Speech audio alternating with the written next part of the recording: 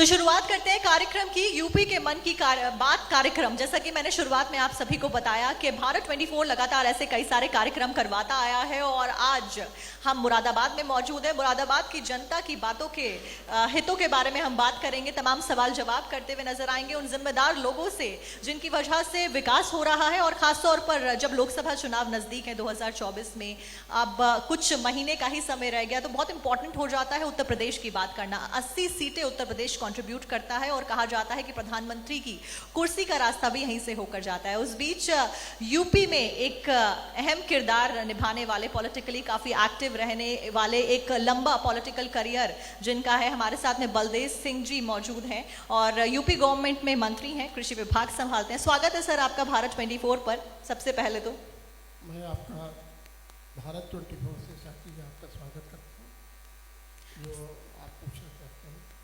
बिल्कुल सर, सबसे पहला सवाल तो मेरा यही रहेगा, क्योंकि पॉलिटिकली आप काफी एक्टिव हैं, एक अहम जो डेजिग्नेशन है वो आप यूपी गवर्नमेंट में संभाल रहे हैं। उस बीच कहां से इस पॉलिटिकल करियर की शुरुआत होती है, ये मैं जानना चाहूंगी। कहां से वो प्रेरणा आती है और क्या कुछ आपके द्वारा लगातार किया जा रहा है यूपी को एक बेहतर प्रदेश बनाने की ओर? देखिए साक्षी जी, जहाँ तक पॉलिटिक्स का सवाल है, हर व्यक्ति की इच्छा होती है कि हर आदमी का कोई ना कोई मिशन होता है और मिशन के साथ साथ उनके एक अपने टारगेट्स भी होते हैं जो अपने अपने फील्ड में जाने का काम करते हैं। और कुछ पॉलिटिकल इंटरेस्ट होता है तो पॉलिटिक्स में जाने का काम करते हैं। बहुत सारे लोग मेहनत करते हैं और सबकी इच्छा होती है कि भाई मुझे एमएलए बनना है, मुझे एमपी बनना है, मुझे पार्टी और अच्छे पदों पे जाना है। पर उनकी मेहनत और उनकी लगन उन लोगों को वहाँ तक लेके जाती है। जहाँ तक आपने क्वेश्चन किया है कि जो 2024 के चुनाव के बारे में, तो मैं आपसे कहना चाहता हूँ 2024 का जो चुनाव है, माननीय प्रधानमंत्री नरेंद्र मोदी जी के नेतृत्व में और उत्तर प्रदेश में माननीय योगी आदित्यनाथ जी के नेतृत्व में चुनाव होगा। और मैं ये भी आपसे कहना चाहता हूँ कि सबसे बड़ा उत्तर प्रदेश में 80 लोकसभा सीटें, और जिसमें हमने पिछली बार भी, जहाँ की समाजवादी और बहुजन समाजवादी के गठबंधन के बावजूद भी भारतीय जनता पार्टी ने 63 सीटें जीतकर एक बहुत बड़ा रिकॉर्ड बनाने का काम किया है। क्योंकि उत्तर प्रदेश में बीजेपी के बाद समाजवादी और बीएसपी की सरकारें रही हैं और इन दोनों ने मिलकर इस पिछला 2019 का चुनाव लड़ा है। तो उसके बावजूद भी जनता ने पूरा आशीर्वाद भारतीय जनता पार्टी को देने का काम किया है, जिसमें कि बहुत बड़ी संख्या में उत्तर प्रदेश में लोकसभा की सीटें भारतीय जनता पार्टी के पक्ष में गई। तो इस बार भी मैं आपसे कहना चाहता हूं कि चाहे गठबंधन हो या कोई भी हो, मगर जनता ने पूरी तरह माननीय मोदी जी के साथ और माननीय योगी जी के साथ जनता खड़ी है। और क्योंकि इनकी बहुत सारी योजनाएं धरातल पर सीधे सीधे जो आम व्यक्ति पायदान तक जो पहुंच रही हैं, उनको लाभ मिल रहा है। तो सीधी सीधी जनता माननीय प्रधानमंत्री जी के साथ और माननीय योगी आदित्यनाथ जी के साथ जुड़ी हुई है। और इस बार बेहतर, इससे भी बेहतर, पिछले 19 से बेहतर 2024 का चुनाव होगा। अच्छा बलदेव सिंह जी, यूपी की बात आती है, खास करके अगर देश की बात आती है तो किसान भारत का सबसे पहले चर्चा में आता है। उसके बाद जब हम यूपी की बात करते हैं तो कृषि प्रधान राज्य के तौर पर यूपी को देखा जाता है और आप कृषि राज्य मंत्री हैं। इस बीच उत्तर प्रदेश में अगर हम किसान को देखें तो क्या कुछ विशेष किया जा रहा है, क्या कुछ हो चुका है और आगे क्या कुछ विशेष प्लानिंग किसानों के लिए है? देखिए, मैं आपको बताना चाहता हूँ 2014 में जो चुनाव लोकसभा का हुआ, 2014 में प्रधानमंत्री नरेंद्र मोदी जी जब बने, तो आपने देखा होगा कि जीतने के बाद उनका एक लक्ष्य था किसान को कैसे हम उसको ताकतवर बना पाए, कैसे उनकी आय को दुगनी कर पाए। ये उनका एक मिशन था। तो उन्होंने उसी तर्ज पे काम करने का स्टार्ट किया और किसान को अपने मंत्रिमंडल में एक एजेंडे के रूप में फिक्स करके कि उसको किस तरह से उसको आगे बढ़ाने का काम करेंगे और किसान की कैसे आय दुगनी करने का काम करेंगे। और उसके बाद 2017 में उत्तर प्रदेश में योगी आदित्यनाथ जी की सरकार आ गई। तो आपने देखा होगा कि जो सरकार का एजेंडा था, जो सरकार का पार्टी का मैनिफेस्टो था, वो 2017 से जैसे ही चुनाव जीते और पहले मंत्रिमंडल में माननीय मुख्यमंत्री जी ने 1 लाख तक के किसानों के कर्जे माफ करने का काम किया। पहली बैठक में ही जो किसानों के माननीय प्रधानमंत्री जी का विजन था, प्रधानमंत्री जी ने जो एक संयोजन रखा था कि मुझे किसान को बेहतर बनाना है, तो इसके बाद उसके माननीय केंद्र में तो माननीय प्रधानमंत्री जी के नेतृत्व में किसानों की अगुवाई में आगे बढ़ ही रहा था किसान, और उसको उत्तर प्रदेश में भी और बढ़ाने का काम किया है। माननीय प्रधानमंत्री जी ने किसानों के लिए बहुत सारी योजनाएं, आप चाहे फर्टिलाइज़र की सब्सिडी ले लीजिए, चाहे आप मैकेनिकल की यंत्रों की मशीनरी की वो ले लीजिए, और बहुत सारी ऐसी पेस्टिसाइड्स को जिसको कि कम करके उसको सब्सिडियाँ देने का काम जो केंद्र सरकार ने किया है। और किसानों के प्रति एमएसपी आप हर साल देखते होंगे कि हर साल चाहे गेहूं हो, धान हो, मसूर हो, गन्ना हो, चाहे जितनी भी फसलें हैं, तो मेरे ख्याल से आपने देखा होगा 2014 से पहले और 2014 के बाद आपने लगातार, मैं आपको बताना चाहता हूँ 2009 के बाद क्या स्थिति थी कि कभी 20 रुपये गेहूं पे, 50 रुपये धान पे। माननीय प्रधानमंत्री जी आने के बाद किसानों के प्रति कोई भी किसी फसल में 100 रुपये से कम कहीं नहीं है, हमेशा 100 रुपये से ऊपर एमएसपी बढ़ाने का काम किया, चाहे गेहूं हो, चाहे धान हो।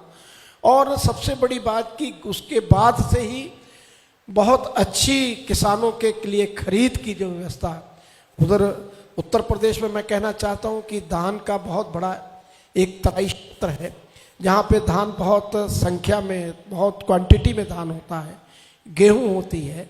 तो कभी किसी किसान को दिक्कत नहीं आई कि भी उसका उठान नहीं हो रहा, उसकी बिक्री नहीं हो रही, उनकी तोल नहीं हो रही, उनको पेमेंट नहीं मिल रहा। ये सारी व्यवस्थाएं किसान की सरकार ने अपने ऊपर लेते हुए उनको, किसानों को टाइम से उनको पेमेंट करना, किसान को उनका माल तोड़ना, किसान का टाइम से उनके किसान को उसकी फसल को लेना। तो ये सारी चीज़ें जो एक किसान का विषय था, किसान की अपने आप ही आमदन दुगनी होने का काम करेगा। मैं आपको बधाई भी मतलब आपके माध्यम से देना चाहता हूँ माननीय मुख्यमंत्री जी को कि जो कि प्रधानमंत्री जी, मुख्यमंत्री जी के जो पूरे उत्तर प्रदेश में किसानों के बिजली के मोटर्स थे, चाहे किसी भी 1 से लेके 2 से लेके चाहे 10-15 हॉर्स पावर की मोटरें हों, सबके बिजली पहली तारीख से उनके बिजली बिल माफ़ करने का सरकार ने काम किया है।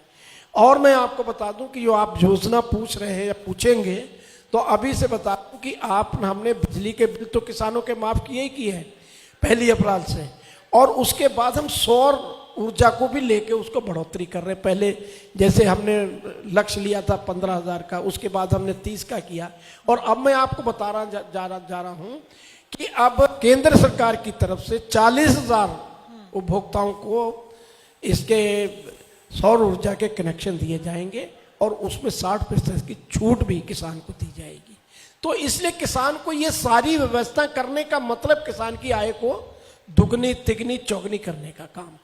अच्छा, ये तो हो गई केंद्र सरकार की योजनाओं के बारे में बात कि कितना मुनाफा किसानों को होता हुआ नजर आ रहा है और उत्तर प्रदेश सरकार क्या कर रही है और उनके किसानों को क्या हो रहा है। इस बीच बिलासपुर की अगर बात करें, क्योंकि बिलासपुर आपका क्षेत्र है, वैसे तो लगातार किसानों का उत्थान किया जा रहा है पीएम के द्वारा, योजनाओं के द्वारा, लेकिन बिलासपुर में आपके द्वारा स्पेसिफिकली बिलासपुर के किसानों के लिए क्या कुछ वो खास चीजें की गई हैं? देखिए, मैं आपको कहना चाह रहा हूँ 2017 से पहले जब चुनाव हुए थे तो मैं चुनाव लड़ रहा था।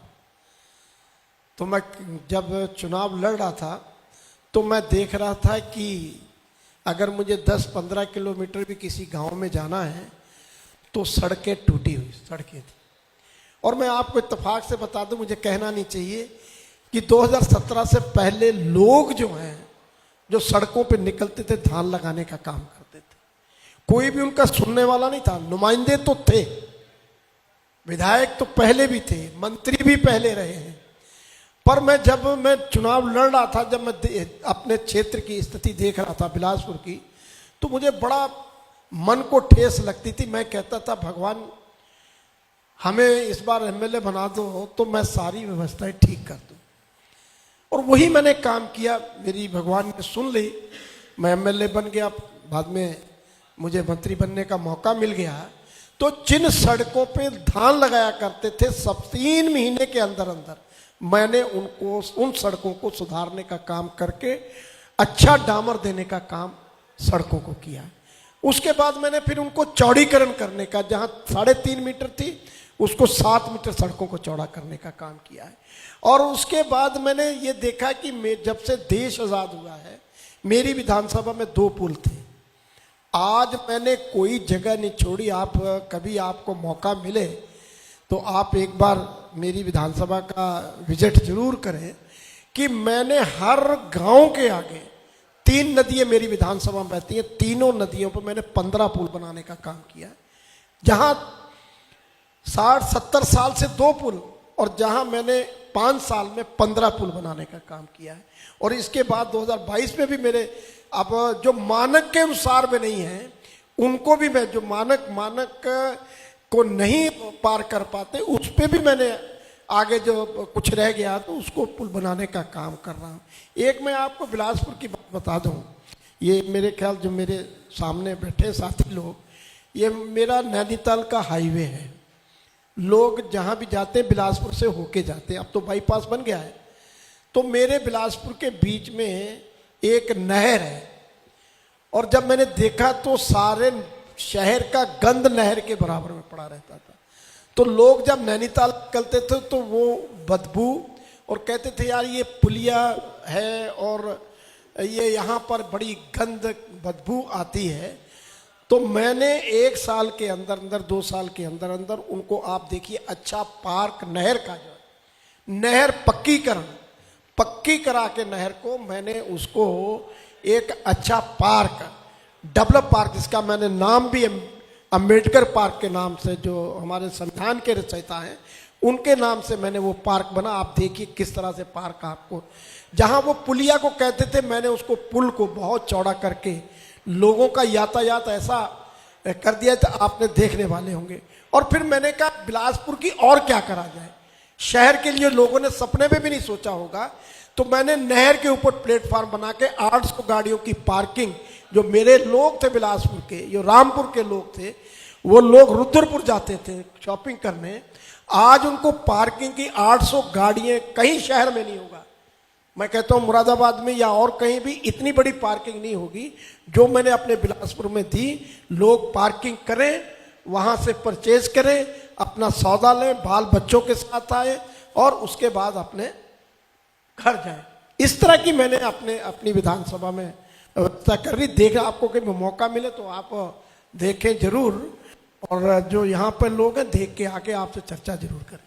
डेवलपमेंट आपने काफी करी और जनता ने आपको प्यार भी बहुत दिया, जिसके नतीजा ये हुआ कि आप आज भी यहाँ पर बतौर कृषि राज्य मंत्री कमान संभाल रहे हैं। लेकिन बावजूद इसके जो मुस्लिम वोटर्स हैं वो आपसे नाराज नजर आए, तो उनको आगे मनाने के लिए क्या कुछ रणनीति, और आखिर ऐसा क्यों कि मुस्लिम वोटर्स नाराजगी उनके बीच में दिखाई दी आपको लेकर?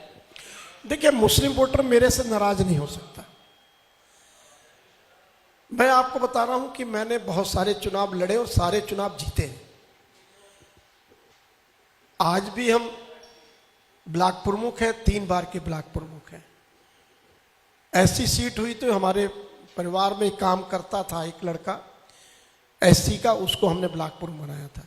ब्लॉक प्रमुख सीधा सीधा जनता से जुड़ा हुआ व्यक्ति, उसमें सारे वोटर मुस्लिम, हिंदू, सारे समाज के वोटर होते हैं। मैं 3 बार जिला पंचायत चुनाव लड़ा हूं और जहां तक मैं आपको बता रहा हूं, एक बार मुझे चुनाव वहां से लड़ने का जिला पंचायत का मौका मिला जहां 80% मुस्लिम है और मुझे जो है मुस्लिम भाइयों ने पूरा डट के सपोर्ट करके मुझे जिला पंचायत का मेंबर बनाया। जहां तक 2017 की पार्टी का चुनाव है, 17 में जब मैं पार्टी का टिकट मिला तो मेरे साथ ईमानदारी से वो लोग मुसलमान रहे जो जिनसे मेरे बहुत पारिवारिक संबंध थे। ये बात सही है। वो पार्टी का चुनाव हो गया, मेरा व्यक्तिगत जब मैं चुनाव लड़ता था, क्योंकि उसमें पार्टी का सिंबल नहीं होता, तो 100% 80% मुसलमान मेरे साथ रहता था। पर फिर भी मेरे साथ 2017 में बहुत सारे मुस्लिम परिवार मेरे साथ रहे। पर जिस तरह से मुझे उम्मीद थी, वो बात आपकी सही है कि उस तरह से नहीं वो हो पाया, मगर उनका दिल मेरे साथ था, क्योंकि बीजेपी का सिंबल था, ये आप भी जानते, मैं भी जानता हूं। तो बहुत कर्रा होके वोट हमको देते, हमको देना चाहते हैं, हमसे कोई नाराजगी नहीं, मगर उनके मन का वो भी वहम सरकार ने दूर कर दिया। भाई 2017 के बाद माननीय योगी आदित्यनाथ जी से जो सीएम बने, मुख्यमंत्री बने, कभी भी आज तक हिंदू मुस्लिम का दंगा नहीं हुआ, किसी सिख का दंगा नहीं हुआ, जो कि हर साल कई दंगे हुआ करते थे। आज उस शहर में मुसलमान और हिंदू आगजनी हो गई, तोड़फोड़ हो गई, गोली चल गई। आप बताइए 17 के बाद आज 23 भी अब खत्म होने वाला है, कहीं उत्तर प्रदेश में हिंदू मुस्लिम का या किसी सिख का कहीं दंगा नहीं हुआ, क्योंकि सब लोग अपने प्रेम से अपने आप को सारे कारोबार कर रहे हैं। अब तो मुसलमानों का ये भी डर निकल गया कि बीजेपी आएगी तो पता नहीं क्या कर देगी। बीजेपी तो आ गई, 5 साल पहले भी रह ली, 5 साल अब आगे भी और आगे भी रहना है। तो अब मुसलमानों का भी भय निकल गया, डर निकल गया, जिसकी कि आपको मैं रिजल्ट बता दूं कि मेरा बाई इलेक्शन हुआ पार्लियामेंट का 2020 में, तो आपने देखा वहां से जो हमारी बहुत ही कर्री सीट है, उसमें हमें भारतीय जनता पार्टी का पार्लियामेंट का मेंबर बनाया। हमने आजमगढ़ में, वहां पे निकल नहीं सकती, वहां भी हमारे भारतीय जनता पार्टी का पार्लियामेंट का मेंबर मुसलमानों ने सपोर्ट करी। उन्होंने देखा, भाई बात सुनो, चाहे माननीय योगी जी हो और चाहे माननीय प्रधानमंत्री नरेंद्र मोदी जी हो, वो सर्व समाज के हित की बात करते हैं। उनकी कोई भी योजना है, कोई भी कास्ट वाइज, समाज वाइज कोई उनकी योजना नहीं है। अगर लाभ मिलना है तो सबको मिलना है, फायदा मिलना सबको मिलना, सबको बराबर का, जो पात्र व्यक्ति हो, चाहे वो हिंदू हो, चाहे मुसलमान हो, चाहे सरदार हो, या कोई भी व्यक्ति हो, उनका कोई भी सरकार भेदभाव नहीं करती, जो पहले सरकारें करती थी। बिल्कुल। बलदेव सिंह जी, विधानसभा चुनाव चले, 5 बड़े राज्य और उसमें 3 राज्यों में जो कि हिंदी पट्टी के थे, भारतीय जनता पार्टी ने जीत का परचम लहराया। उस बीच 2047 का लक्ष्य लेकर बीजेपी चल रही है। क्या कुछ किया जा रहा है बीजेपी के द्वारा फिलहाल 24 के चुनावों में जीत का परचम लहराने के लिए? क्योंकि कांग्रेस पार्टी भी लगातार रणनीति बनाती हुई नजर आ रही है, और अब यूपी में क्योंकि हम मौजूद है और यूपी जोड़ो यात्रा उनके द्वारा निकाली जा रही है इस बीच। देखिए, आपने अभी जो सवाल किया है कि 5 राज्यों के चुनाव हुए, जब चुनाव चल रहे थे, चुनाव होने वाले थे, तो आप बहुत सारे आपके चैनलों के माध्यम से ये बात सामने आ रही थी कि राजस्थान बहुत कर्रा चुनाव है, मध्य प्रदेश बहुत कर्रा बीजेपी के लिए कर रहा है, छत्तीसगढ़ में बहुत टक्कर है। देखिए, ये आप लोगों को चैनल के माध्यम से या कुछ लोगों ने जिन्होंने चश्मे लगा रखे होते उनको ये रहता है, मगर जनता पूरी की पूरी तरह से माननीय मोदी जी के, नरेंद्र मोदी जी के साथ है।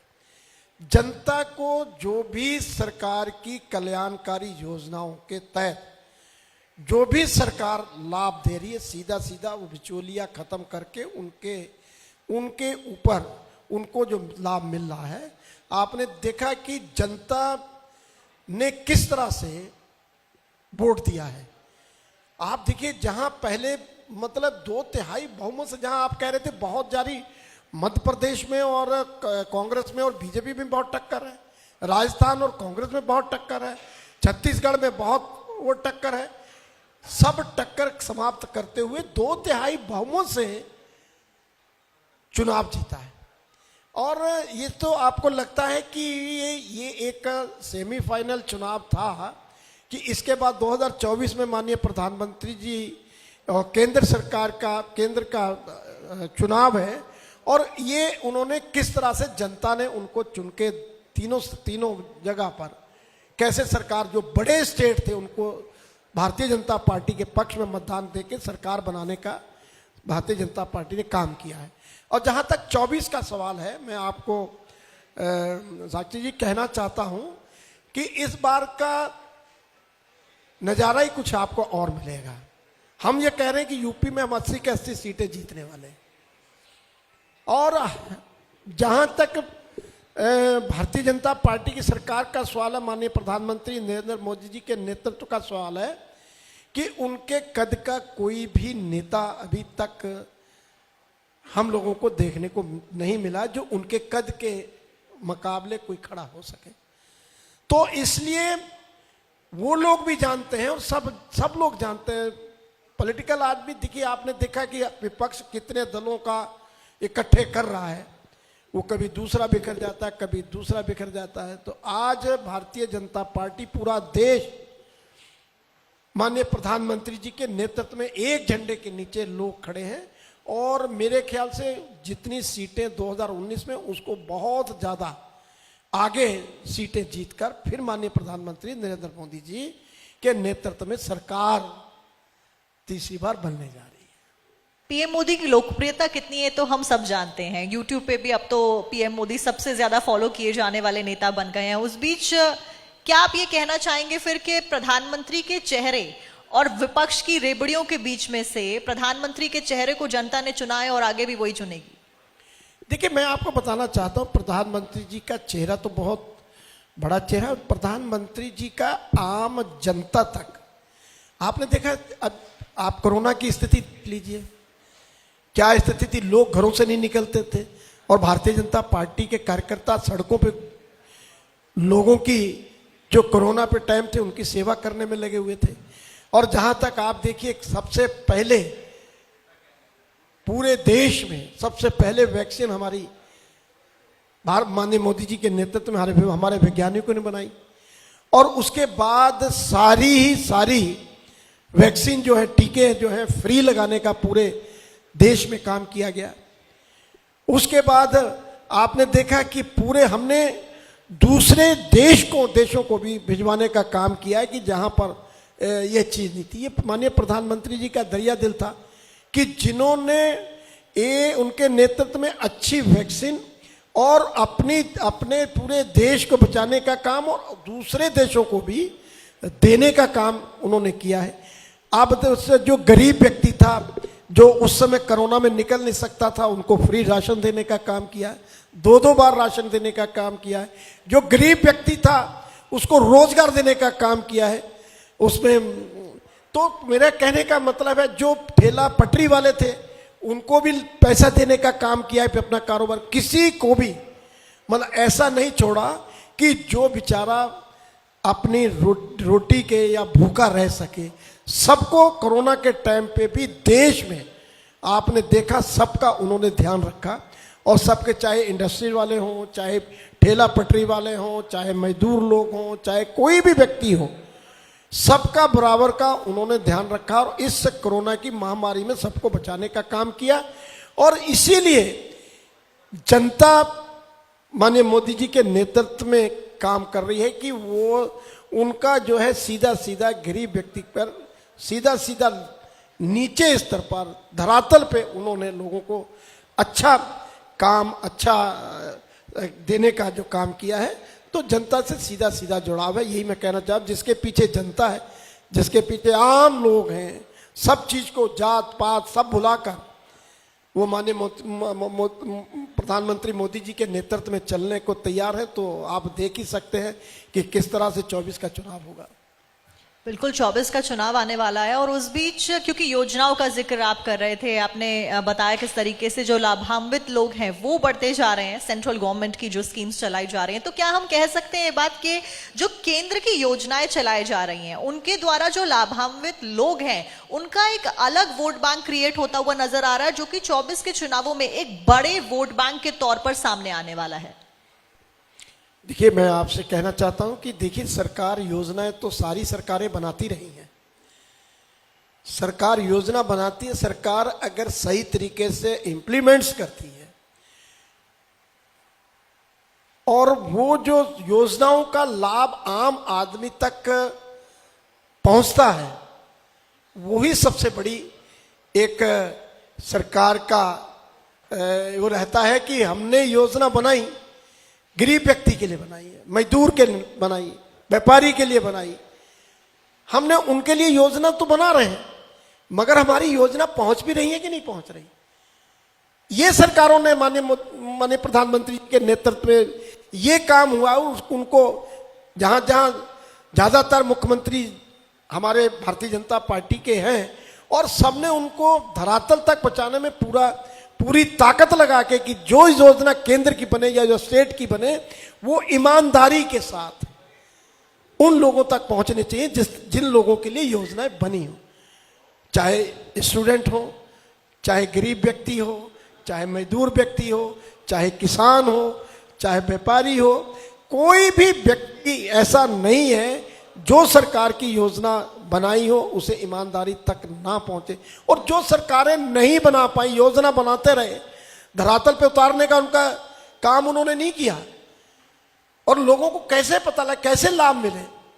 आपने तो एक बहुत अच्छा सुना भी होगा कि हम 1 रुपया भेजते हैं, मैं नाम नहीं लेना चाहता, 15 पैसे वहां पहुंचते। आज माननीय मोदी जी 1 रुपया भेजते हैं तो 99 रुपये नहीं, 100% पैसा उसके खाते में जाता है। आप देखिए, गरीब लोगों के आवास बन रहे हैं। जब आवास बन रहे हैं कि कहीं उनकी मिसिज को, उनकी पत्नी को इन्वॉल्व किया गया उसके खाते के, उनको सीधा सीधा पैसे देने का। कहीं व्यक्ति आदमी होता है कि भाई पैसा निकाल के कहीं खर्च करे, मगर पत्नी ऐसी घर की पत्नी होती है कि उनको कोई पैसा दे रहे हो तो वो 1 रुपया भी इधर उधर नहीं होने देती। मकान का पैसा है तो मकान में बनेगा, शौचालय का पैसा है शौचालय में लगेगा। तो ये इसलिए मैं आपको कहना चाहता हूं कि सरकार का पैसा बिचौलिया खत्म, सीधा सीधा उनके खाते में। और यही उनको जो लाभ जो हो रहा है, जो जनता समझ रही है। चाहे आपने देखा कि उन्होंने अपना उज्ज्वला के तहत गरीब व्यक्तियों को गैस के कनेक्शन देने का काम किया है, आवास देने का काम किया है, शौचालय देने का काम किया है, और बहुत सारी योजनाएं देने का उन्होंने काम किया है। तो ये सारी योजनाओं का लाभ जब आम व्यक्ति को मिल रहा है तो आम व्यक्ति क्यों चाहे, वो तो दुआएं करता है, भगवान से प्रार्थना करता है सुबह उठ के कि भाई माननीय मोदी जी का चुनाव आए, हम उनकी तरफ वोट ठप्पा लगाने का काम करें। वो तो इंतजार करता है। तो यही तो वजह है कि माननीय प्रधानमंत्री जी, माननीय नरेंद्र मोदी जी के नेतृत्व में ये फिर सरकार उससे भी ज्यादा बहुमत से जीतने जा रही है। इस सब के बीच में INDIA गठबंधन बनाया गया, मतलब विपक्ष का ये कहना है कि एकजुट होकर, क्योंकि अकेले तो पॉलिटिकली बीजेपी को इस समय जिस तरीके से मजबूत बीजेपी हो गई है हराना मुश्किल है, तो INDIA गठबंधन बनाया गया है। कितना थ्रेट बीजेपी मानती है आने वाले चुनावों में INDIA गठबंधन को? देखिए,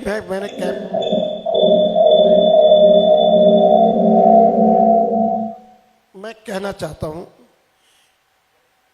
कि भारतीय जनता पार्टी के कार्यकर्ता 12 महीने काम करते हैं, जनता की सेवा में लगे रहते हैं। पार्टी की और सरकार की जो योजना है उनको धरातल पर पहुंचाने का पूरा काम करते हैं। हमें ये नहीं है, मैं दूसरी पार्टियों की आलोचना नहीं करना चाहता, मगर मैं ये कहना चाहता हूं कि अब चुनाव आया है तो गठबंधन होना है, और गठबंधन भी सबके अपने अपने एजेंडे से। कोई एजेंडा उनका जनता के प्रति कोई एजेंडा नहीं है। अपना एजेंडा है कि हमें पार्लियामेंट के मेंबर कितने टिकट लेनी है, कितने हमारे जीतेंगे, हमारे आगे कितने हम मंत्री बनाएंगे, ये उनके अपने पर्सनल एजेंडे हैं। तो हमारी सरकार के एजेंडे जनता के एजेंडे होते हैं कि जनता का एजेंडा ये फिक्स करना कि इस बार ये नहीं हो पाया, अगली बार हमको ये करना है, उससे जो आम व्यक्ति को उसका लाभ होगा। तो कहने का मतलब कि हमारा जो मिशन है, हमारी पार्टी का मिशन है, हमारे लीडर्स का मिशन है, हमारे नेतृत्व का मिशन है, वो है सीधा सीधा जनता का। और दूसरे लोगों का जो कोई, मैं तो कहता हूं कोई विजन ही नहीं है, कोई टारगेट नहीं है, कोई निशाना नहीं है, कोई कुछ है नहीं, और उनका कोई एजेंडा भी नहीं है। तो इसलिए उनका और हम लोगों का, हमारी पार्टी का मुकाबला आप किसी तरीके से भी उसको नहीं ले सकते। तो इसलिए मैं आपको ये कहना चाहता हूं, अब देखिए, ये अब मैं कहना नहीं चाहता कि अभी जो लोगों की एक मांग थी, आम व्यक्ति की मांग थी, अयोध्या में भव्य मंदिर बनाने की, हो गया कि नहीं मुमकिन? प्रधानमंत्री जी के नेतृत्व में उनका शिलान्यास भी हुआ और 22 तारीख को उनका प्राण प्रतिष्ठा भी हो रही है। और कोई भी दूसरा समाज का व्यक्ति नाराज नहीं, कोई लड़ाई नहीं, कोई दंगा नहीं, दूसरे समाज के व्यक्ति ने भी सहयोग कर रहे हैं। समाज के व्यक्ति सहयोग कर रहे हैं, लेकिन इस बीच भी पॉलिटिकली अगर इस पूरे मुद्दे को देखा जाए तो कई सारे विपक्ष के नेता हैं जिन्होंने इनकार कर दिया निमंत्रण भेजने के बावजूद। ऐसा है, उनका कहना है ये बीजेपी का कार्यक्रम है। देखिए, भगवान किसी के पार्टी के बटे हुए नहीं होते हैं। आपको मैं कहना चाहता हूं कि कोई भी धार्मिक आप जितना मर्जी सहयोग कर सकते हैं, आप करिए, आपको नहीं रोक रहा कोई। मुझे करना है तो मैं कर रहा हूं, मुझे मेरी आत्मा है, मेरा लगाव है भगवान के प्रति। आपका नहीं है, लगाव आपका भी है, मगर आप ये कहेंगे कि भाई मैं नहीं कर रहा, अंदर से हो सकता है आपका भी इच्छा हो कि मैंने भगवान राम की या और किसी भगवान की सीढ़ियां धोनी है, मैंने उनका साफ सफाई करनी है, मैंने पोछा मारना है। हाँ, बिल्कुल देता हूँ मैं। इधर से ले। जावेद अख्तर जी को बिठाना था पहले मैं, हाँ। लेकिन ही इज ट्रैवलिंग, पहाड़ों पे हम। अच्छा, तो कह रहे यार थोड़ा पहाड़ों पे, यार आवाज नहीं आएगी यहाँ पे, मैं लाइव किया ठीक अच्छा।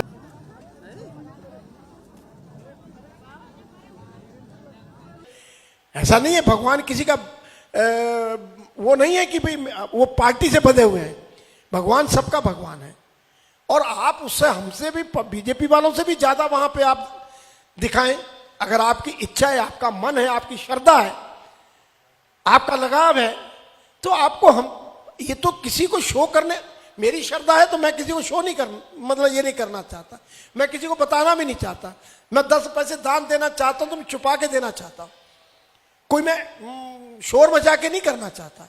ये तो आपकी इच्छा है। जो अगर आपकी इच्छा है ही नहीं भगवान के प्रति, तो आप अगर ऐसी बातें कहेंगे तो उसका कोई लाभ नहीं है आपको।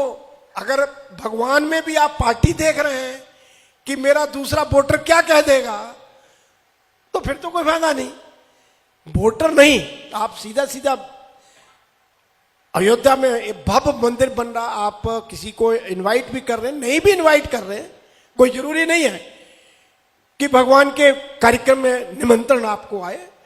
आप ठीक है पार्टी का प्रोग्राम, उसके बाद जाइए, मगर ऐसा है, ये आस्था है।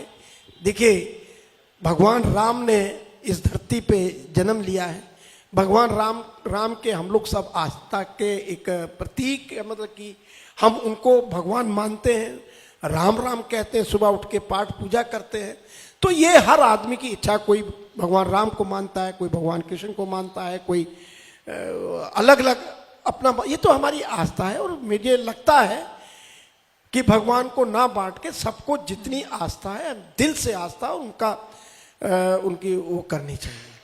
अच्छा, कुछ विपक्षी नेताओं को जहां एक तरफ निमंत्रण गया है, वो सोच विचार कर रहे हैं कि हम प्राण प्रतिष्ठा में जाएंगे या नहीं जाएंगे। कुछ को नहीं गया है तो वो कह रहे हैं कि हमें निमंत्रण नहीं मिला है। वहीं कुछ को मिला है तो उन्होंने इनकार कर दिया है, जैसे ममता बनर्जी ने कि मैं प्राण प्रतिष्ठा में नहीं जाने वाली हूं। तो विपक्ष इतना कंफ्यूज क्यों नजर आ रहा है? वहीं डिंपल यादव वो जाने को तैयार है। तो विपक्ष, जब हम INDIA गठबंधन की बात करते तो कंफ्यूजन क्यों है? देखिए, मैं तो ये तो उनके ऊपर की बात है। मैं तो मैंने पहले भी कहा है आपसे कि अगर निमंत्रण मिला है तो भगवान के दर्शन करने जाना चाहिए। उनका कहना है हम बाद में जाएंगे, प्राण प्रतिष्ठा वाले दिन नहीं जाएंगे, उस दिन बीजेपी का कार्यक्रम है। मैं कह तो रहा हूं, मगर इच्छा जाहिर कर, अपनी सोच को तो बदलें। आप पहले भी जा सकते हैं, बाद में भी जा सकते हैं। अगर आपके मन में है कि भगवान राम हमारा एक भगवान है, तो उसमें कोई दो राय नहीं है। कोई आपको जबरदस्ती नहीं कह रहा कि आप जब प्रधानमंत्री जाए तो आपको वहां जाना है। मगर आप ये कहें कि हमें नहीं जाना है, इसका मतलब आप पुरुषोत्तम भगवान राम जी को मानते नहीं है, या आप ढोंग करना चाहते हैं। तो ये जो चीजें होती हैं, ये सबके अपने अपने दिलों की और मनों की बातें होती हैं कि मुझे उनके दर्शन करने हैं, उनकी सेवा करनी है, मैंने उसको, हमारे आराध्य हैं, हम उनकी पूजा करनी है। ये हर व्यक्ति का अलग अलग वो है। तो मुझे नहीं लगता अगर कोई नहीं जाना चाह रहा, हो सकता है उसका कोई वोट बैंक के खतरा हो, मगर वोट बैंक को नहीं मानना चाहिए इनके ऐसे धार्मिक स्थानों पे, और अपना अगर मानते हैं, उनके दिलों में है, तो उन्हें जाना चाहिए। अच्छा, 24 के चुनावों का क्योंकि हम जिक्र कर रहे हैं, इस बीच क्या कुछ बीजेपी के मुद्दे रहने वाले हैं? जैसे पिछले चुनावों में राम मंदिर एक बड़ा मुद्दा था, और उससे पहले हमने देखा 3 तलाक एक बड़ा मुद्दा था, 370 को हटाया गया, वो बड़ा मुद्दा था। तो 24 के चुनाव में किन मुद्दों के ऊपर बीजेपी चुनाव लड़ने वाली है? देखिए, पिछला 2019 का चुनाव जो था, मैं नहीं कह सकता कि कोई बीजेपी का मैनिफेस्टो में या उनका कोई रखा हो। ये ठीक है कि अयोध्या में राम मंदिर बनना चाहिए, सबकी इच्छा और सबकी प्रार्थना ऊपर वाले से कि बहुत जल्दी इसको, जब कोर्ट का फैसला आ गया तो राम मंदिर बहुत जल्दी बनना चाहिए। ये तो एक अलग है, मगर एजेंडा नहीं था कि भाई कोई भी आप जो कह रहे हैं, कोई ऐसा एजेंडा नहीं था। ये बहुत बहुत टाइम से एक ये था कि भगवान का मंदिर बनना चाहिए और हम लोगों को बनाना चाहिए।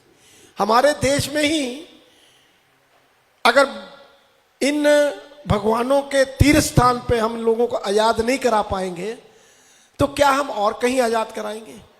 ऐसा नहीं। कुछ बातें कोर्ट की थी, दोनों पक्षों ने बैठ के बात करके उसको सुलझाने का काम किया है। और हम ये कहें कि भाई भगवान राम का जो स्थान है वो भव्य ना बने, हमारे कृष्ण भगवान का स्थान है भव्य ना बने, हमारे काशी में भोले शंकर का स्थान है भव्य ना बने।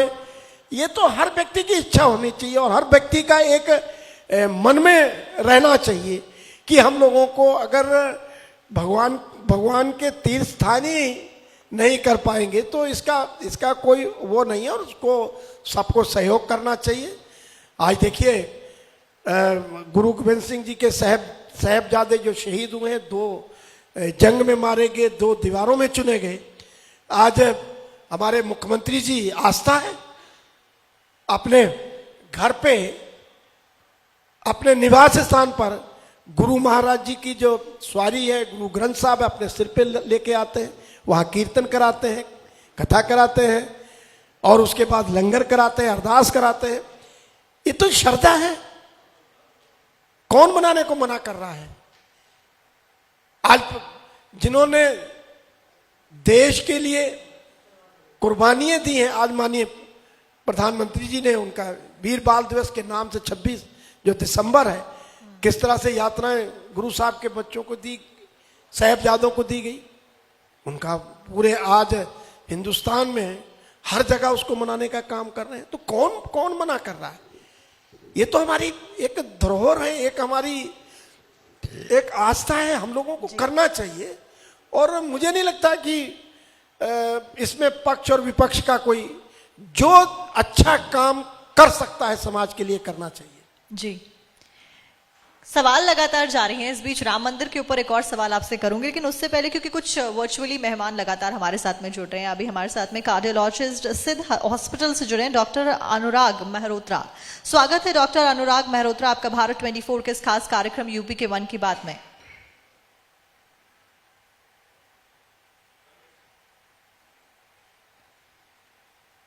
अनुराग मेहरोत्रा जी, क्या आप हमें सुन पा रहे हैं?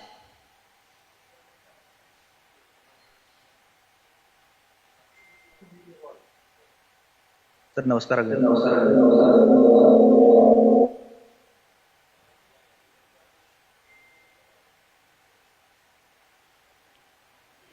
अनुराग मेहरोत्रा जी, क्या आप हमें सुन पा रहे हैं?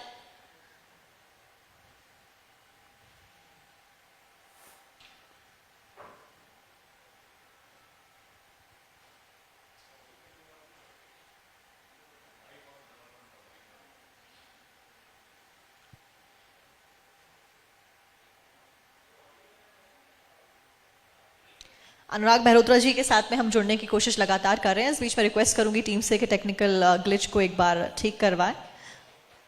और उस बीच क्योंकि सवालों का सिलसिला लगातार जारी, कई सारे मेहमान आज इस कार्यक्रम में हमारे साथ में जुड़ने वाले हैं, जहां पॉलिटिकली 2024 के चुनावों के बारे में हम जिक्र कर रहे हैं। अनुराग मेहरोत्रा जी, क्या आप हमें सुन पा रहे हैं?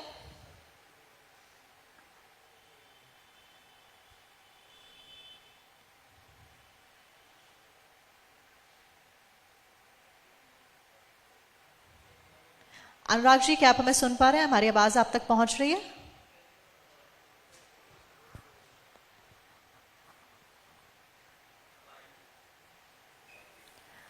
अनुराग मेहरोत्रा जी, भारत 24 के इस खास कार्यक्रम में आपका स्वागत है।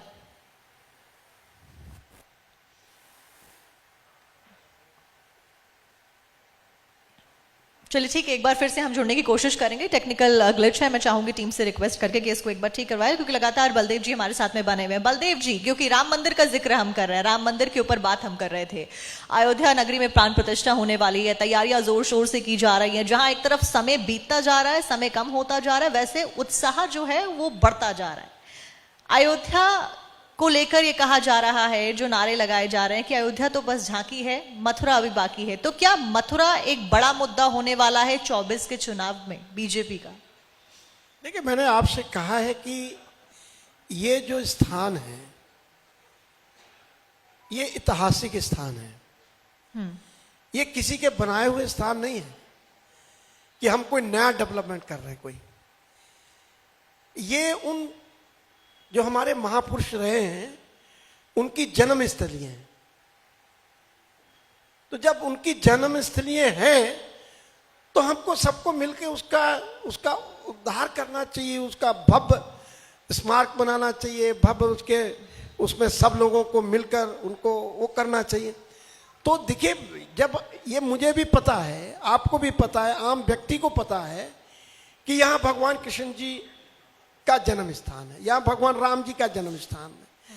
तो हम उनको अगर उनको सब मिलकर कोई सहयोग करेगा, डेवलप करना चाहिए, सबको करना चाहिए। इसमें कोई ऐसी बात नहीं है।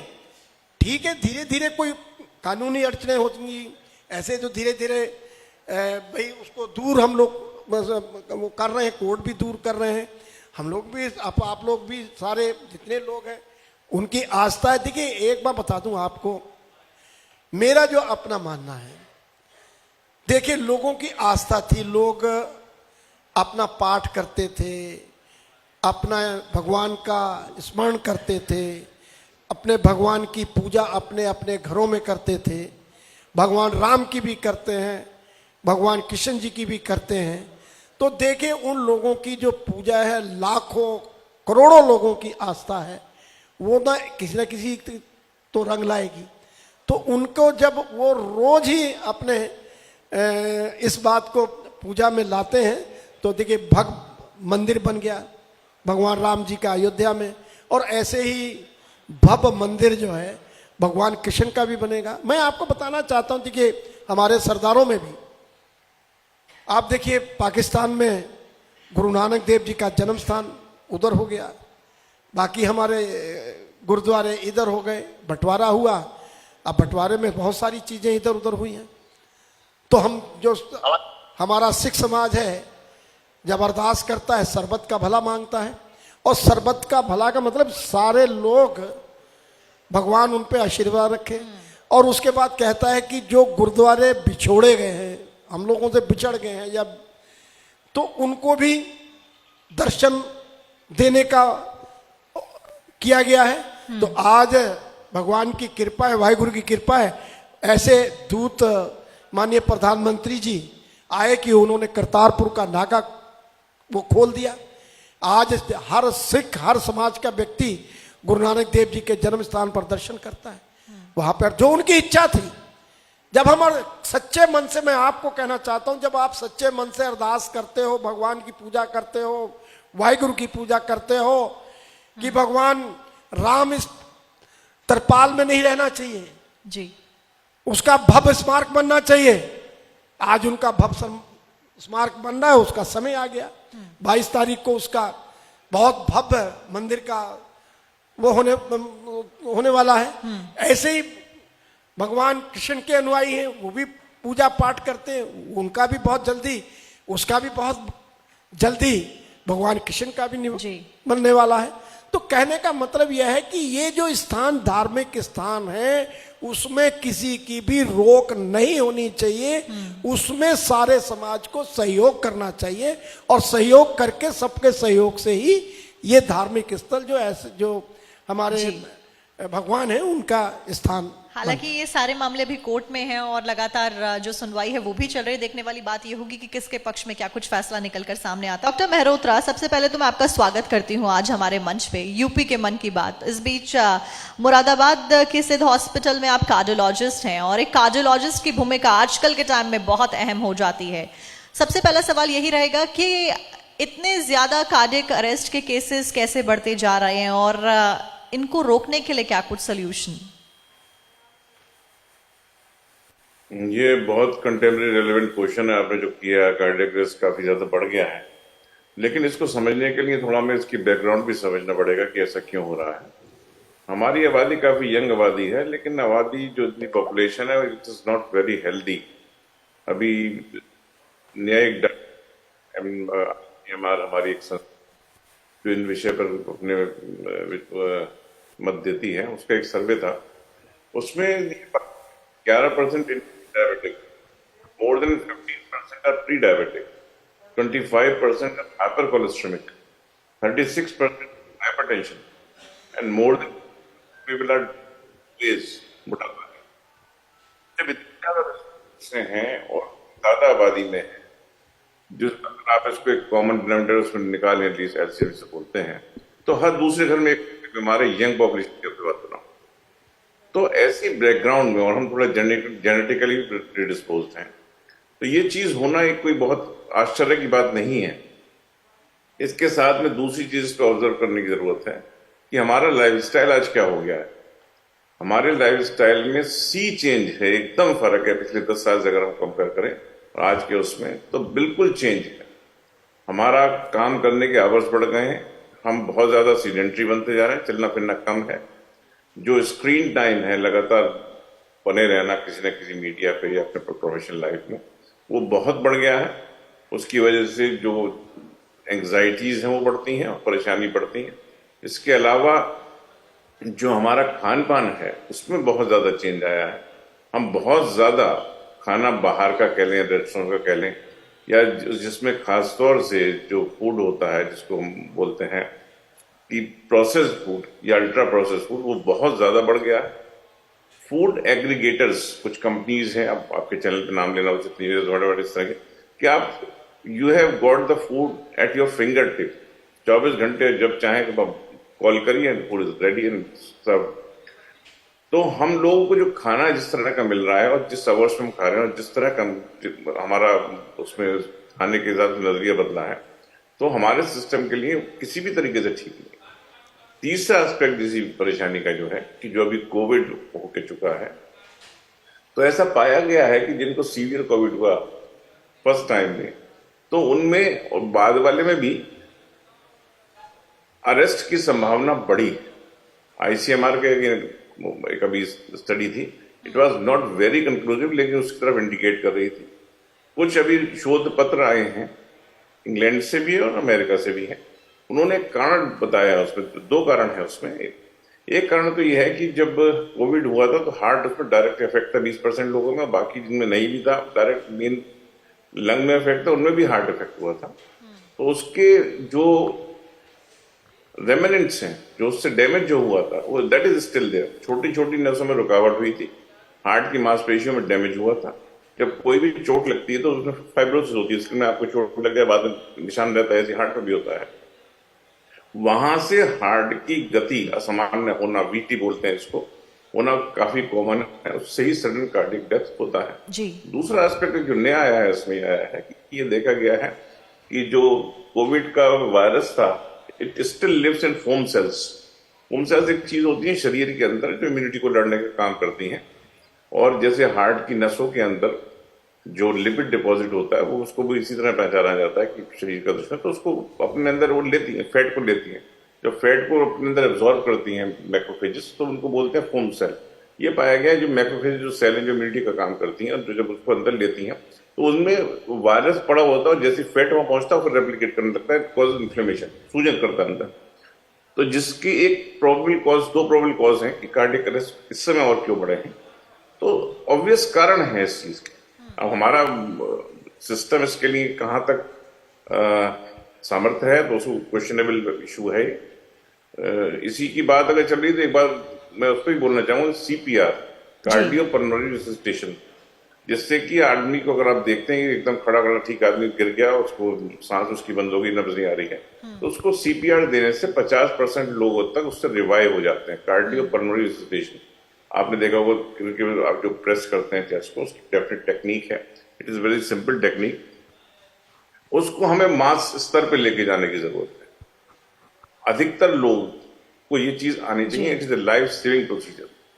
एक दूसरा भी होता है इसी चीज के लिए, उसको बोलते हैं डिफिब्रिलेटर। अच्छा डॉक्टर मेहरोत्रा, यहाँ पर आपको रोकते हुए, क्योंकि आप लगातार जानकारी भारत 24 के दर्शकों को दे रहे हैं, सवाल मेरा आपसे और भी रहेंगे, लेकिन इस बीच क्योंकि जिम्मेदार हमारे बीच में बैठे हुए डॉक्टर मिस्टर बलदेव सिंह जी हमारे साथ में बैठे हुए हैं। इस बीच बलदेव सिंह जी, किस तरीके से आपको लगता है सरकार योगदान दे सकती है डॉक्टर्स को या हेल्थ मिनिस्ट्री को इन सभी मामलों के ऊपर रोक लगाने के लिए, क्योंकि डॉक्टर्स को भगवान का रूप कहा जाता है।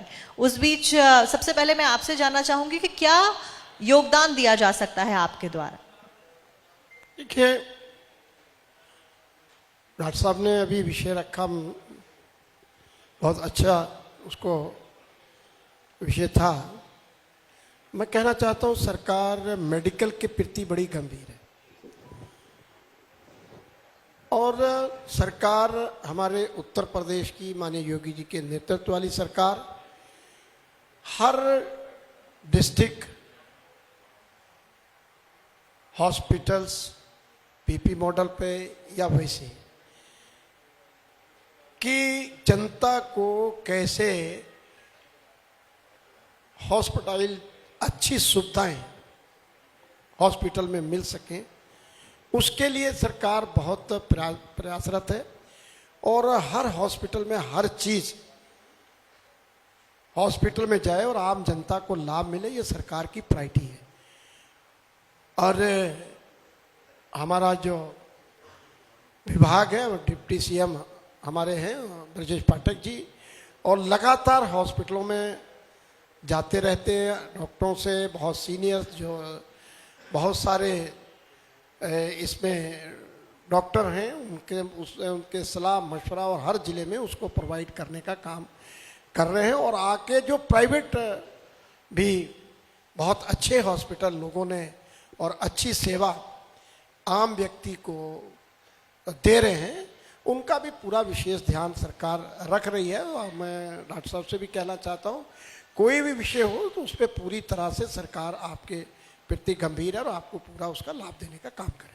अच्छा डॉक्टर मेहरोत्रा, इस बीच बलदेव जी ने बताया कि क्या कुछ उनके द्वारा योगदान दिया जा रहा है सरकार के द्वारा। आपकी बीइंग अ कार्डियोलॉजिस्ट क्या कुछ थिंकिंग है इसको लेकर, और क्या कुछ वो स्पेसिफिक नीड्स हैं जो आपको लगता है एक कार्डियोलॉजिस्ट होने के नाते गवर्नमेंट को सहयोग करना चाहिए? क्योंकि जैसा कि मैंने शुरुआत में बोला कि कार्डियक अरेस्ट के जो केसेस हैं वो लगातार बढ़ते जा रहे हैं, और जो कि थ्रेट का विषय है, और खासतौर पर यंग जनरेशन में। डॉक्टर साहब बोल रहे हैं। डॉक्टर मेहरोत्रा।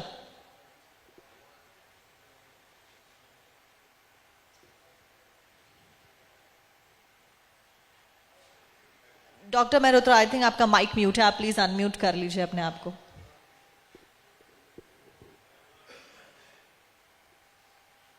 आवाज नहीं आ रही उनकी।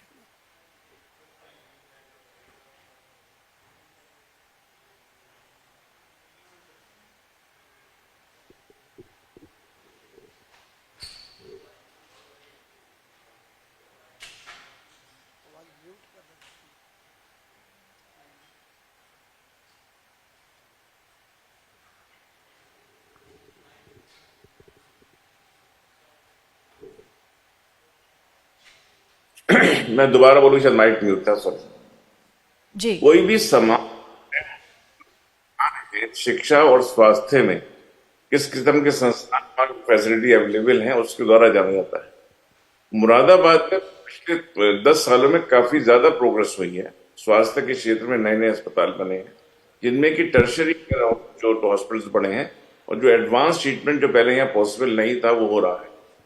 मैं कार्डियोलॉजिस्ट हूँ, तो मैं खुद कह सकता हूँ जैसे पहले जो नहीं था, हम हर तरह के हम इंटरवेंशन प्रोसीजर कर रहे हैं, चाहे स्टेंट पड़ने हो, चाहे पेसमेकर लगने हो, चाहे डिफरेंट डिवाइस होनी हो लगने, इट इज पॉसिबल है।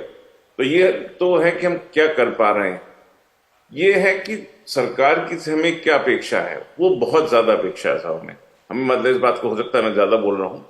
जब हमारे यहाँ इन्वेस्टमेंट समिट हुआ था तो उस समय ये हुआ था कि पॉलिसीज आएंगी डिफरेंट क्षेत्र में जो कि फैसिलिटेट करेंगी डिफरेंट क्षेत्रों को।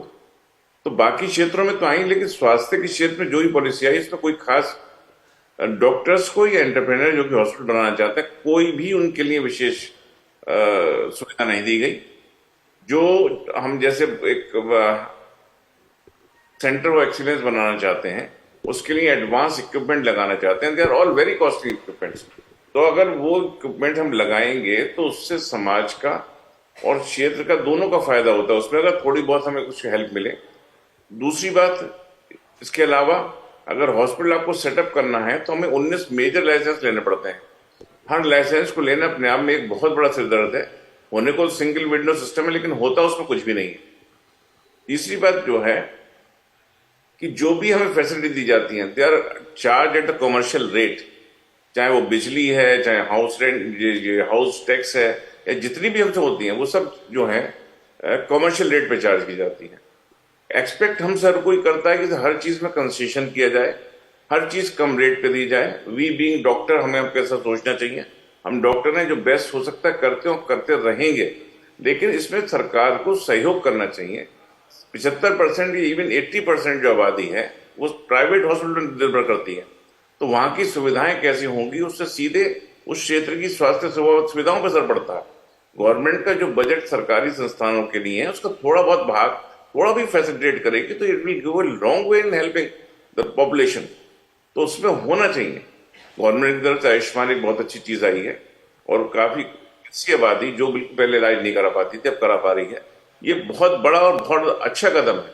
इसमें थोड़ा मैं ये कहना चाहूंगा कि जो गवर्नमेंट ने आयुष्मान पॉलिसी को लागू किया है उसमें एक थोड़ा ये भी देखा जाए कि कोई भी प्रोसीजर है, कोई भी आप ऑपरेशन कर रहे हैं या और इलाज कर रहे हैं, तो उसकी बेसिक कॉस्ट कितनी आ रही है। कॉस्टिंग कंपनीज होती है जो कॉस्ट निकाल के दे सकती हैं, तो एटलीस्ट उतना कंपनसेट होना चाहिए जितनी उसकी कॉस्ट आ रही है। वहां पे थोड़ा इश्यूज है, उसको देखने की जरूरत है। बल्कि तो मैं ये कहना चाहूंगा कि इंश्योरेंस जो है, हर एक हेल्थ इंश्योरेंस हर आदमी की जरूरत है।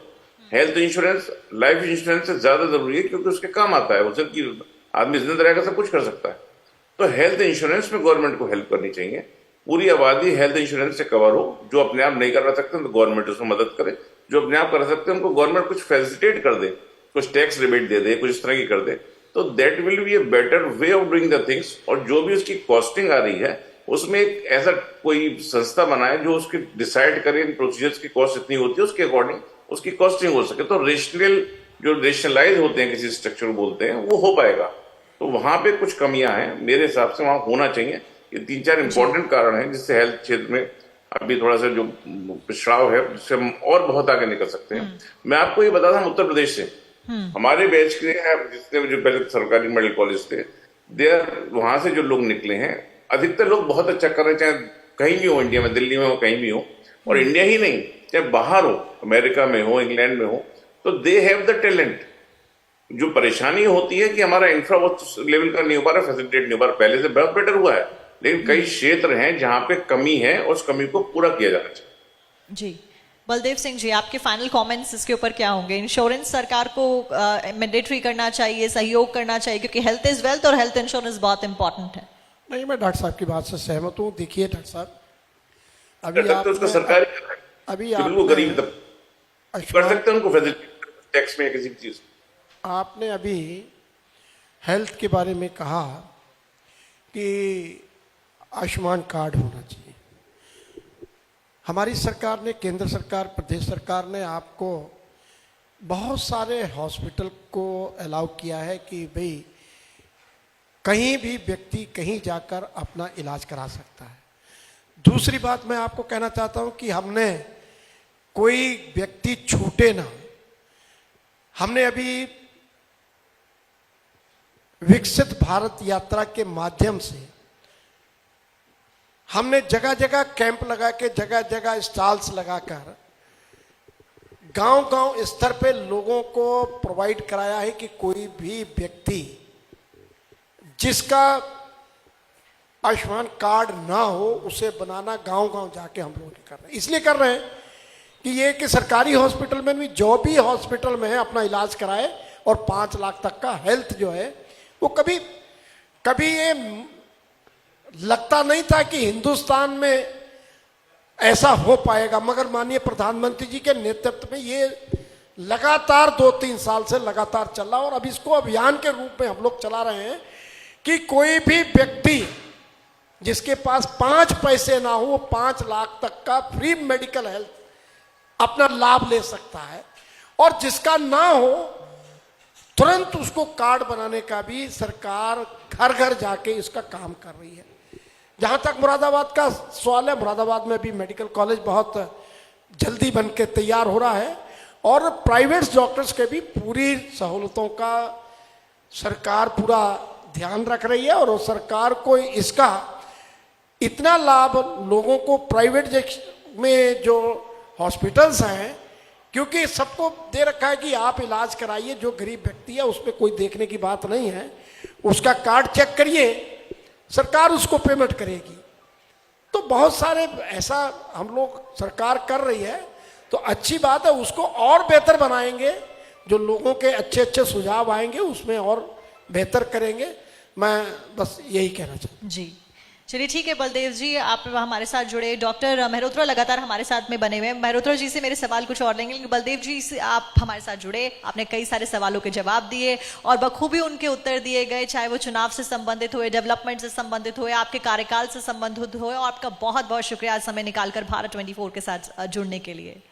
धन्यवाद शक्ति जी, आपने भारत 20 के साथ हमें मौका दिया है। बहुत बहुत आपका भी धन्यवाद कि हम भी और से बेहतर करने का काम करेंगे, क्योंकि हमें पता है कि आपके माध्यम से या और किसी चैनल के माध्यम से जनता के सामने आना है, तो हमारी कोशिश भी रहेगी ईमानदारी से जनता की सेवा करें और आपके बीच में आए। बिल्कुल, all the best to you, thank you so much, आज आप हमारे बीच में मौजूद रहे।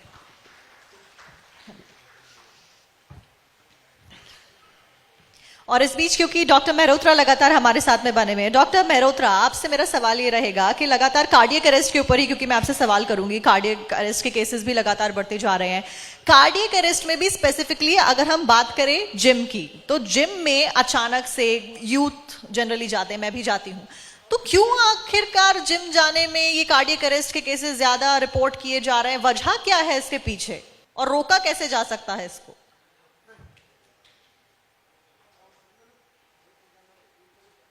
मेरी आवाज ठीक आ रही हो? जी जी।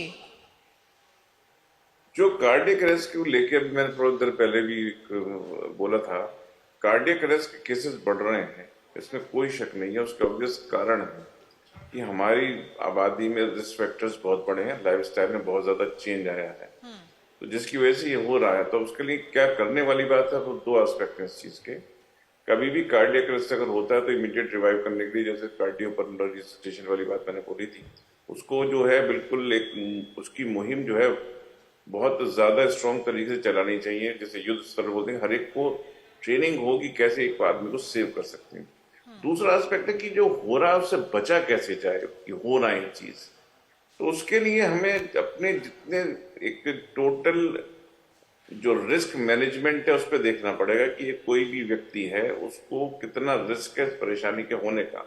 उसके लिए प्रिवेंटिव एस्पेक्ट बहुत इंपॉर्टेंट है। सबसे अच्छी बात यह है कि हार्ट की जो बीमारियां हैं, अब इस समय heart cardiovascular disease is number 1 cause of death in Indians, it's reaching almost 33%। तो उसकी बीमारियां हैं, उसका इलाज पॉसिबल है, अच्छे से अच्छे इलाज पॉसिबल है। लेकिन जिसको बीमारी हो गई एक बार, उसका इलाज भी ठीक हो गया, तो उसका ट्रॉमा या मॉर्बिडिटी वो जिंदगी भर साथ में रहती है। Absolutely. तो सबसे इम्पोर्टेंट चीज है कि इससे बचे कैसे, प्रिवेंशन कैसे। तो प्रिवेंशन की मुहिम को हर स्तर पर, समाज के स्तर पर, सरकार के स्तर पर, पर्सनल स्तर पर और जितने आपका प्राइवेट इंस्टीट्यूशन है उसके स्तर पर कैसे चला जाता है। बहुत सिंपल सी चीज है, non communicable disease control program government India ने लॉन्च भी किया है उसमें। तो उससे रिलेटेड उसमें कुछ हर एक आबादी के उनको पास जाने का होता है कि उनको असेसमेंट करने के लिए किसको क्या परेशानी है, उसके लिए क्या ठीक है। तो उसमें जो है ये देखा जाता है कि आदमी की अपना रिस्क प्रोफाइल क्या है। रिस्क प्रोफाइल से मतलब कि उसे शुगर तो नहीं है, शुगर है तो कंट्रोल है कि नहीं है, ब्लड प्रेशर तो नहीं है, ब्लड प्रेशर है तो कंट्रोल है कि नहीं है।